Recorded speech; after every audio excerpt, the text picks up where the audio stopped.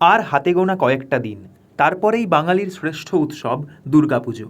পুজোতে প্যান্ডেল হপিং তো must. South কলকাতায় প্যান্ডেল হপিংয়ের পর বাঙালি খাবারের ঠিকানা হতে পারে গড়িয়াহাটের সর্ষে পোস্ত।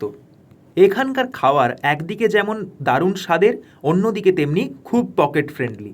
সর্ষে পোস্ততে থালি শুরু হচ্ছে 149 থেকে। আমি নিয়ে নিয়েছিলাম সর্ষে পোস্ত স্পেশাল আমিষ থালি।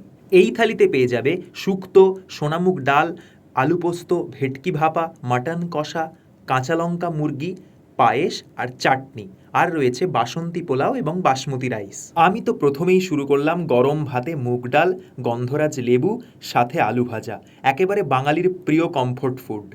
কথায় আছে মাছে ভাতে বাঙালি। এখানকার ভেটকি ভাপাটা ছিল খুব দারুণ। ভেটকি মাছের পিসটাও ছিল বেশ বড় আর দারুণ টেস্ট ছিল।